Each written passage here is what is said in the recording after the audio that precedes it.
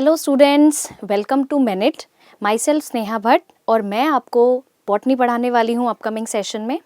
तो बच्चों, हम सब लेके आए हैं आपके लिए उमंग सीरीज़, जो कि रहेगी आपके नीट PYQs इसमें रहेंगे। इसमें कॉन्सेप्ट बूस्टर सीरीज़ है, आपके शॉर्ट टॉपिक्स रहेंगे जो भी आपको 11th एंड 12th में इम्पॉर्टेंट टॉपिक्स आने वाले हैं अपकमिंग नीट 2024 में। ओके, सो बच्चों, इंटरैक्शन हो गया है। आज मैं स्टार्ट कर रही हूँ द वेरी इंपॉर्टेंट चैप्टर जो है फोटोसिंथेसिस। ठीक है, हम इस चैप्टर को 2-3 वीडियोस में कंप्लीट कर लेंगे। ठीक है, तो आपने क्या करना है, आपने अपनी NCERT उठानी है और मेरे साथ साथ रिवाइज करना शुरू करना है। ओके, चलिए, तो सबसे पहले फोटोसिंथेसिस के बारे में बात करें। आपने क्लास 10th में फोटोसिंथेसिस ऑलरेडी पढ़ा हुआ है। फोटोसिंथेसिस का मैकेनिज्म जो हम 3 स्टेप्स में पढ़ते थे, जैसे फर्स्ट स्टेप वाज कि light is captured by the pigment chlorophyll, right? And then it is converted from one form to another. Second step होता था photolysis of water, right?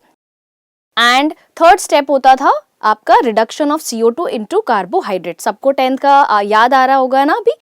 तो हमने यहाँ पे ये जानना है कि ये 3 स्टेप्स एक्चुअल में किन किन स्टेप से निकलते हैं एंड कब हमारा ग्लूकोज जो बनने का प्रोसेस है कंप्लीट होता है। ठीक है, चलिए, फोटोसिंथेसिस के बारे में बात करें तो थोड़ी बहुत हिस्ट्री, थोड़ी बहुत डिस्कवरी भी तो बनती है। पता तो चले फोटोसिंथेसिस डिस्कवर किसने किया, स्टार्ट कहाँ से हुआ था, किसको पता चला कि ग्रीन प्लांट्स फोटोसिंथेसिस कर रहे हैं and why animals are not participating in that.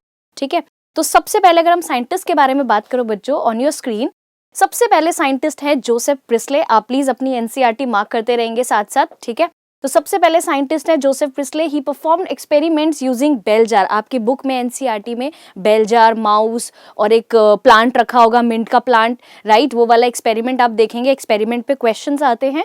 So Joseph Presley ने क्या किया था, उन्होंने ये बताया था कि प्लांट्स आर वेरी इंपॉर्टेंट, जो एयर में कुछ ऐसी गैस रिलीज कर रहे हैं जो एनिमल्स के लिए बहुत इंपॉर्टेंट है। एंड कौन सी वो गैस है? ऑक्सीजन। यस, ठीक है।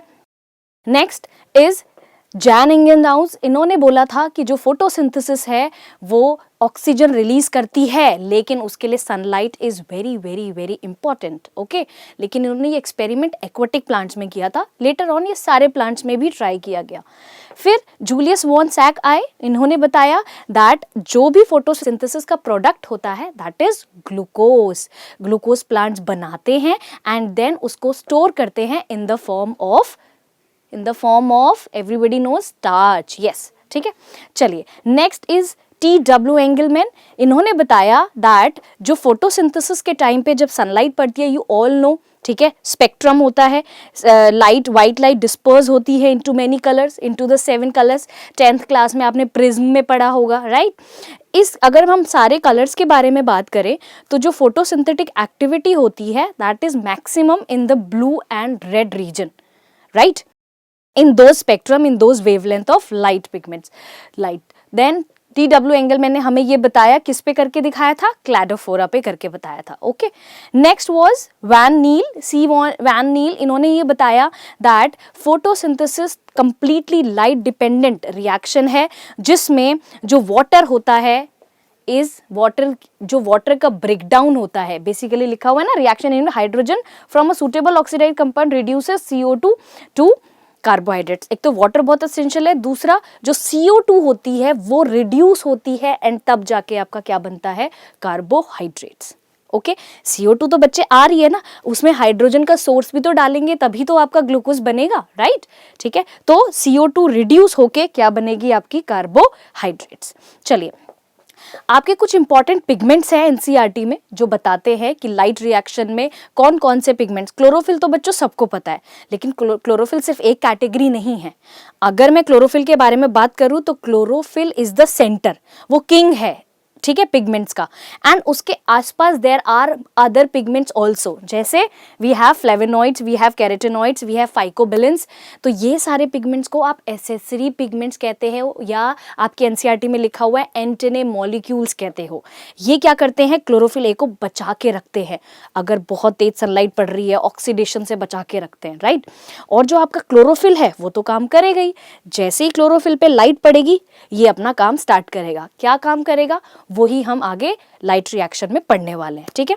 बट क्लोरोफिल में इनके पिगमेंट्स के आपको थोड़े से कलर्स बता दूं अगर, तो क्लोरोफिल में chlorophyll A, B, yellow, green colour देते हैं बच्चों, ठीक है। देन वी हैव फ्लेवोनॉइड्स, इसमें आपको green, orange, red, bright colours भी मिलेंगे। Then we have carotenoids, carotenoids में कैरेट से आया है, कैरेट का colour yellow, xanthophyll stands for yellow colour, ठीक है, it gives yellow colour. And जो फाइकोबिलेंस की कैटेगरी है हमारे पास, फाइकोइरिथ्रिन एंड फाइकोसाइनिन, ये आपने किंगडम मोनेरा में पढ़ा होगा, साइनोबैक्टीरियाज, राइट। फाइकोइरिथ्रिन रेड एल्गा में भी मिलता है, एल्गे अगर प्लांट्स के बारे में बात करें तो एल्गे में मिलेगा, राइट, तो red alga. Then we have phycocyanin, blue colour का होता है ये पिगमेंट, ठीक है, तो ब्लू ग्रीन एल्गा जो साइनोबैक्टीरिया के पास है, जो एल्गा में मिलेगा, ठीक है। चलिए नेक्स्ट वी हैव, ये आपके बच्चे एनसीईआरटी में डायग्राम बना हुआ है इस तरीके का। क्या है ये चीज? ये है absorption spectrum and action spectrum. Absorption spectrum हमें बताता है कि कौन सा पिगमेंट कितनी वेवलेंथ ऑफ लाइट को अब्सॉर्ब करके काम शुरू करेगा, ओके।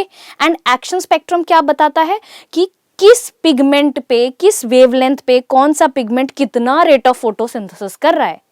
कंफ्यूजन हो रही है? दोबारा देखते हैं। पहला जो डायग्राम है एनसीईआरटी का वो बता रहा है, यहाँ पे तो chlorophyll A, chlorophyll B, carotenoid, जिनकी मैक्सिमम एक्टिविटी होती है, सिर्फ उन्हीं पिगमेंट्स के बारे में बता रहे हैं, ठीक है। आप देखेंगे अगर हम इनको कॉर्नर्स ले लें, कॉर्नर्स हैं आपके 600 से आपका 400 से 600 तक का, ये आपका वेवलेंथ का हमने एक बार सेट किया हुआ है, ठीक है। तो अगर हम बात करें तो देखिए एंड पॉइंट्स में देखेंगे आप, जिसका पीक सबसे ऊपर जा रहा है, किसका जा रहा है? Chlorophyll B. तो क्लोरोफिल बी और फिर यहाँ पे भी क्लोरोफिल बी। फिर इधर देखिए कौन सा ऐसा है जो दोनों बार में एक बढ़िया रेट मेंटेन किए हुए है? Chlorophyll A. ब्लू में देखेंगे क्लोरोफिल ए, इधर भी क्लोरोफिल ए, इस तरीके से। Then we have carotenoids. Carotenoid पहले बहुत अच्छे काम कर रहा होता है, फिर धीरे धीरे धीरे उसकी एक्टिविटी आगे वेवलेंथ जैसे बढ़ती है कम होती नजर आती है। तो हमें ये यहाँ से कंक्लूजन मिलता है कि क्लोरोफिल ए जो होता है वो काफ़ी वाइड स्पेक्ट्रम में काम कर सकता है। मतलब एक अगर हम दो एंड्स ले रहे हैं तो एक इस एंड की वेवलेंथ पे भी, एक इस एंड की वेवलेंथ पे भी बढ़िया काम कर रहा है।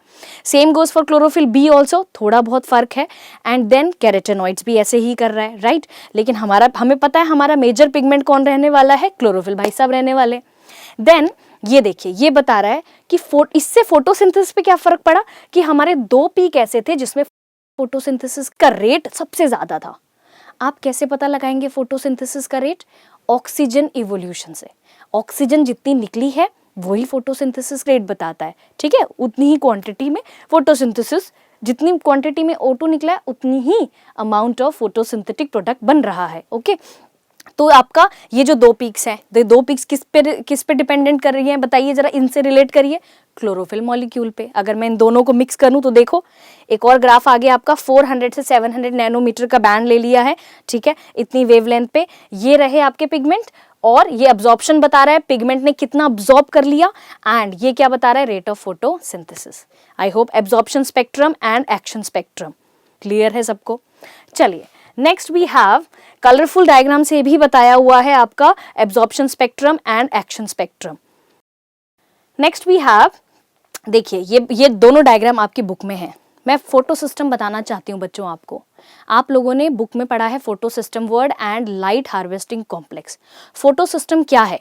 फोटो सिस्टम आपका, आप समझ लीजिए एक चैम्बर है, एक कॉम्प्लेक्स है जिसमें ये सारे के सारे पिगमेंट्स अरेंज्ड हैं, ठीक है। क्लोरोफिल ए को सेंट्रल पोजीशन दे देते हैं, and then we have other pigments also which are helping the chlorophyll molecule. किस चीज में हेल्प कर रहे हैं वो अभी जान लेते हैं। तो हमें करना क्या है बेसिकली, हमने क्या करना है? क्लोरोफिल की हेल्प करनी है ताकि वो सनलाइट से, जो भी आपने यहाँ पे पीछे एक्शन स्पेक्ट्रम पढ़ा था, लाइट अब्सॉर्ब कर सके अपनी वेवलेंथ के हिसाब से, एंड देन इलेक्ट्रॉन्स का फ्लो करवा सके। इलेक्ट्रॉन्स को फ्लो करवा के करना क्या है? हमें एनर्जी बनानी है। तो सबसे इंपॉर्टेंट मुद्दा जो था लाइट रिएक्शन का करने का वॉज प्रोडक्शन ऑफ एनर्जी। और एनर्जी किस फॉर्म में मिलती है? एटीपी, और यहाँ पे न्यू वर्ड आप पढ़ रहे हैं NADPH, राइट। तो हमें लाइट रिएक्शन, हमें क्लोरोफिल, इन सब की जरूरत क्यों पड़ रही है? ताकि हम क्या बना सकें अभी के लिए? ATP एंड NADPH वो बना सके, ठीक है। तो उसमें दो जो हमारे पास कॉम्प्लेक्स काम कर रहे हैं, that is photosystem 1 and photosystem 2। तो फोटोसिस्टम 1 एंड फोटोसिस्टम 2 बेसिकली ये सब करेंगे क्या? इनका काम है इलेक्ट्रॉन्स को फ्लो करवाना। एक 700 नैनोमीटर पे वर्क कर रहा है, एक 680 नैनोमीटर पे वर्क कर रहा है, ठीक है। ये दोनों फोटोसिस्टम लिंक्ड होते हैं। आपके पास बुक में डिफरेंसेस होंगे, फोटोसिस्टम 1, फोटोसिस्टम 2 बहुत ही ज़्यादा इंपॉर्टेंट है। कौन सा फोटोसिस्टम कहाँ मिलता है, कौन सा किस रिएक्शन में इन्वॉल्व है नहीं है, प्लीज़ एक फ्लो चार्ट बनाइए या आप एक टेबल बनाइए, इनके डिफरेंसेस ज़रूर याद कीजिए, ठीक है। इस डायग्राम पे बच्चों मैं अभी आऊँगी, उससे पहले हम क्या कर लेते हैं। On the basis of photosystem we have, जो अभी मैंने आपको इलेक्ट्रॉन फ्लो बताया है, that electron flow is cyclic और एसाइक्लिक, राइट। तो साइक्लिक फ्लो मतलब क्या होता है कि इलेक्ट्रॉन जा रहा है और वापस आ रहा है सेम पोजीशन पे, सेम जहां से स्टार्ट हुआ था। And what is non cyclic? Non cyclic is कि इलेक्ट्रॉन गया एंड वापस जिस पॉइंट से उसने स्टार्ट किया था वहां पे वापस नहीं आया, ठीक है। तो जो यूनिवर्सल है, जो चलती है जनरली, वो है non cyclic. Yes, non cyclic रहेगी। तो नॉन साइक्लिक में क्या होता है? दोनों फोटो सिस्टम इन्वॉल्व होते हैं, अभी जिनके बारे में हम बात कर रहे थे। इनका एक्टिव स्टार्ट कहाँ से है? इनका active reaction centre is 680। Then we have electron flow non cyclic, अभी आपको बताया। हमारे पास इलेक्ट्रॉन जो फाइनल एक्सेप्टर होता है, क्योंकि घूम के तो आया ही नहीं फोटो सिस्टम के पास, तो फाइनल एक्सेप्टर कौन होता है? NADP, ठीक है। देन यहाँ पे दोनों बनेंगे, NADPH मॉलिक्यूल, ATP, और दोनों चाहिए, तो समझ जाओ ये हमारे लिए बहुत इंपॉर्टेंट है। देन वी हैव यहाँ पे फोटोलिसिस ऑफ वाटर होगा, मतलब ब्रेकडाउन ऑफ वाटर होगा, ठीक है, यहाँ ऑक्सीजन निकलेगी। देन वी हैव, जब ये आपका ऑब्वियस सी बात है, ये बन रहा है, लिखा हुआ है ऑक्सीजन इज इन्वॉल्व, वाटर का ब्रेकडाउन हुआ है क्योंकि, एंड ये क्या है? सारे ग्रीन प्लांट्स में मिलेगा। तो ये कहाँ होती है बताइए? ये कहाँ होगी? जहां पे फोटोसिस्टम 2 नहीं है प्रेजेंट, जहां पे सिर्फ फोटो सिस्टम 1 प्रेजेंट है। NCERT में ढूंढ के बताइएगा मुझे कहां है जहां पे फोटो सिस्टम 2 एब्सेंट होता है। आपको क्लोरोप्लास्ट वाले डायग्राम के आसपास मिल जाएगा, ठीक है। तो यहाँ पे only photo system 1 is involve. इनका रिएक्शन सेंटर इसीलिए क्या होगा? 700 ओनली। यहाँ पे क्या है? फोटो सिस्टम 1 और 2 दोनों इन्वॉल्व है, ठीक है। लेकिन स्टार्ट रिएक्शन सेंटर कहाँ है? मेन 680 वाला, ठीक है। साइक्लिक फ्लो ऑफ इलेक्ट्रॉन रहेगा, इलेक्ट्रॉन्स वापस फोटो सिस्टम से शुरू हुए हैं, फोटो सिस्टम के पास वापस आएंगे। Then we have ATP molecules only. यहाँ पे देखिए, यहाँ पे ATP NADPH दोनों प्रोड्यूस हो रहा है, यहाँ पे सिर्फ ATP मॉलिक्यूल प्रोड्यूस हो रहा है। थोड़ा लॉस में है ना, ठीक है। वाटर इज नॉट रिक्वायर्ड, यहाँ वाटर नहीं चल रहा है, वाटर का काम। देन NADPH भी नहीं बना है, ऑक्सीजन भी इवॉल्व नहीं हुआ है, वाटर नहीं है तो ऑक्सीजन नहीं होगा, ऑब्वियस सी बात है। एंड ये सिर्फ आपको कहाँ देखने को मिलता है? बैक्टीरिया में देखने को मिलता है, ठीक है। साइनोबैक्टीरिया के बारे में बात हो रही है। अब जो मैं इस डायग्राम के बारे में आपसे बात कर रही थी, दैट डायग्राम वाज इधर। ये बहुत ही ट्रिकी सा टॉपिक है, केमियोस्मोटिक हाइपोथेसिस। हाइपोथेसिस है, इसका मतलब चल रही है, इस पे अभी भी रिसर्च वगैरह सारी चीज़ें चल रही है। ये है कि क्या चीज़ है ये? आप क्लोरोप्लास्ट इमेजिन करिए। क्लोरोप्लास्ट के अंदर थाइलाकोइड में चल रही है क्या? Light reaction. सबको पता है ना, लाइट रिएक्शन चल रही है। तो लाइट रिएक्शन में क्या होता है? जब क्लोरोफिल इलेक्ट्रॉन्स को एमिट कर रहा है, इलेक्ट्रॉन्स की साइकिल चला रहा है, उस टाइम पे हाइड्रोजन भी पंप किया जाता है, प्रोटॉन्स भी पंप होते हैं बाहर से थाइलाकोइड के अंदर, ठीक है। तो हमने एक थाइलाकोइड मेम्ब्रेन बनाई, ये देखिए यहाँ पे फोटो सिस्टम को लगाया, ठीक है।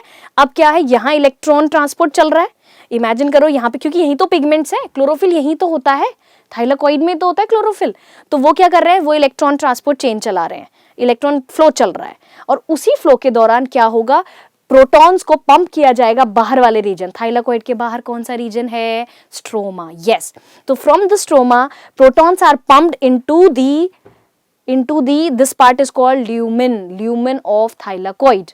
अब क्या होगा? यहाँ पे बहुत सारे प्रोटॉन्स इकट्ठे हो जाएंगे, and these protons will together बाहर निकलने की कोशिश करेंगे ना, तो एक एंजाइम बैठा हुआ है, एक कॉम्प्लेक्स बैठा हुआ है जिसका नाम है ATP सिंथेटेज।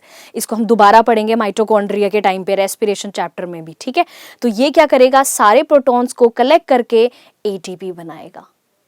तो बेसिकली इलेक्ट्रॉन फ्लो चल रहा है, साइक्लिक नॉन साइक्लिक दोनों हो सकता है। मेजरली क्या होगा? नॉन साइक्लिक फोटोफॉस्फोराइलेशन बोलते हैं उसको, ठीक है। उसको Z स्कीन के नाम से भी जाना जाता है, बिकॉज एक Z टाइप का अल्फ़ाबेट बनता है। तो हमने यहाँ पे Z, यहाँ पे हम इलेक्ट्रॉन्स चला रहे हैं, जैसे इलेक्ट्रॉन्स चल रहे हैं यहाँ से प्रोटॉन्स कहाँ पंप कर दिए जाते हैं, अंदर। ये देखिए साइटोक्रोम B&F कॉम्प्लेक्स जो है इसको अंदर पंप कर देगा। अब पंप किया तो बहुत सारे प्रोटॉन्स हो गए एंड प्रोटॉन्स क्या करेंगे आगे, एटीपी सिंथेटेज के थ्रू बाहर निकलेंगे एंड बाहर निकलते निकलते क्या बनती जाएगी, एटीपी बनती जाएगी। तो एक्चुअल में आपके एटीपी ऐसे बन रही थी, ठीक है।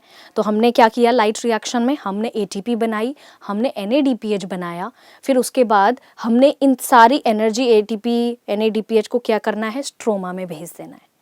स्ट्रोमा में क्या काम होगा वो हम बाद में पढ़ेंगे। आई होप यहाँ तक का कॉन्सेप्ट क्लियर है। तो आपको इनिशियल जो पेजेस हैं फोटोसिंथेसिस के, उसमें आपको साइंटिस्ट याद रखने हैं, आपको पिगमेंट्स पढ़ने हैं। पिगमेंट्स पढ़ने के बाद photosystem 1, photosystem 2, then cyclic photophosphorylation, non cyclic photophosphorylation and then chemiosmotic hypothesis. यहाँ तक पढ़ना है। यहाँ तक वो स्टेप्स हैं जो हम पढ़ते थे कि क्लोरोफिल एक्टिवेट हो गया, इलेक्ट्रॉन्स चले गए, light energy is converted into chemical energy. Chemical energy बोले तो एटीपी एंड NADPH, एंड यहाँ पे क्या हो चुका है, फोटोलिसिस ऑफ वाटर। तो लास्ट स्टेप बचता है ना अभी 10th की अगर हम बात करें, याद आ रहा होगा, reduction of CO2 into carbohydrates, वो अभी बचा है। वो काम कहाँ चलता है, स्ट्रोमा में। हम अभी तक जो सब पढ़ रहे हैं वो सब कहाँ पढ़ रहे हैं, क्लोरोप्लास्ट के थाइलाकोइड वाले रीजन में। जो भी LHC थे, light harvesting complex, photosystems, cyclic, non cyclic photophosphorylation, सब कहाँ चल रहा है, थाइलाकोइड में। अब हम जो आगे पढ़ने वाले हैं साइकिल, मतलब अभी ग्लूकोज बना नहीं है, ग्लूकोज को बनने वाली जो cycle, C3 cycle, C4 cycle, ठीक है, कैम पाथवे, ये सब कुछ स्ट्रोमा में चलेंगे, ठीक है। तो ये आपको अपकमिंग वीडियोस में मिल जाएगा, ठीक है। अच्छे से रिवाइज करिए, स्टिक टू NCERT की लाइन रिवाइज करते रहिए बार बार, और मार्कर से पेन डाउन करते जाइए इंपॉर्टेंट पॉइंट्स, ठीक है। घबराना नहीं है, बहुत अच्छे से हम नीट का एग्ज़ाम दे के आएंगे। अभी से तैयारी स्टार्ट कर लीजिए, ठीक है। मैं एक शॉर्ट वीडियो लेके आऊँगी आपके लिए, एग्ज़ाम के टाइम पे क्या करना चाहिए, स्पेशली बोर्ड एग्ज़ाम के बारे में बात करें तो बोर्ड एग्ज़ाम के टाइम पे क्या करना चाहिए, क्या नहीं करना चाहिए, ठीक है। तो प्लीज़ उस वीडियो को ध्यान से देखिएगा। All the very best to all the students, thank you.